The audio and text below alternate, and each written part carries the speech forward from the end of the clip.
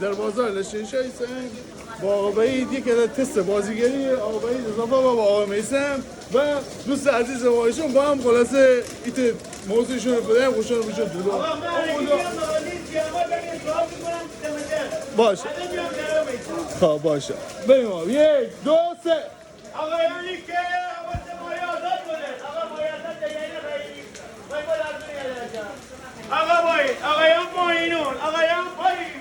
کل بازار بگردی اندی قدو بگردی آقا سلام خوبی سلام خوبی تکردم مایه خوبی داریم مایه آزاد دیگه یه خده یادم نگاه بکن مایه تا خوشایی بگو برای سنتی خودم مایه نگاه بکن اصل مایه تازه نگاه بکن اصل مایه اینده بازار بینم ایشون شده به کیلوی 1 خورده ای اصلا 3 کیلو و بالا کیلوی سوزوان هم شده این دو تا 4 تومان این دو تا در کوله کوچه داره 3 و 5 مایه فوق العاده ایشون یه ذره کوچیک‌تره ایشون یه قله بزرگتره این دو تا چه هر 4 تا بخوای براش یه وارسون‌تر مایه خیلی خوبی است اصلا خوراک اندازه من یک گوشت دیگه قرمزتره خیلی خوشمزه‌تره اصلا فوق العاده اگه 4 تا بخوای برای یه وارسون‌تر هم 4 تا اگه 4 تا بخوای برای یه وارسون‌تر هم آقایان ماینو آقایانی که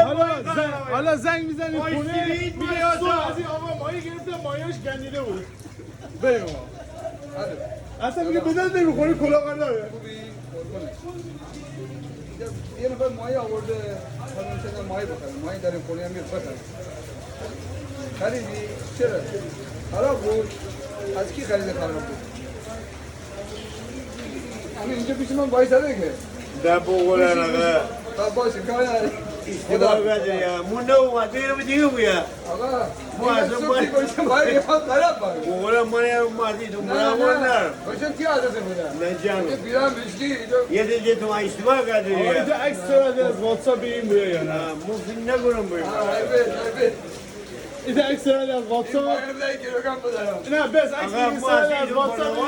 الان زنگ بزن بگو این نبوده تو مردم کاری به تو بالا برو بس عکس ببین جدی بوده این الان منه تی پولو بخورده تی اصلا اونو خورده تو صاف بس تو کشیسی آقا تی اشتباه کردی بس دارد ما ماسه بنوانی میدونیم ما هر روزی فنجادش تو مایی من یه عکس تو واتساپ برات فرستادم نگاه کن ببین های مای فروش همینه یا نه با من زنگ بزن خبر بده ببین اس ام اس بده خدا اشتباه کردی نه آقا اشتباه ما این دیگه یک تربیت مای کون یا گروگان نه اما این پیام دادی نیست پیام دادی نیست این نه آقا گلم مولانا هیچ کنم هیچ اینا گلم مازی تو بنوانه الان مای نه کای مای هایده نه الان نه چارتان کی مونه چارتمون اما خودت سری تو ولا انا دوی بیام خراب بود انا اینم بیام خراب اصلا خیانت بود اصلا کوی دو مرامون ندارم می ماین همون دیگه یکن پاسم ماین بود پادر من نبینم قیمت درست یه خدای جوره ولی ماین یکی فکرم اگه این چارتمون ریشته و پرسه جوب تاجر شیشته آه چی زوری کردم قیمت مایه آزاده دیگه بدهد تلویزیون تو مایه آزاد چرا بودی؟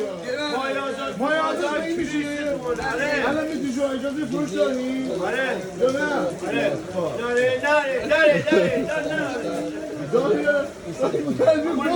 سناریو ولی مشکل داره دست شما داره برسی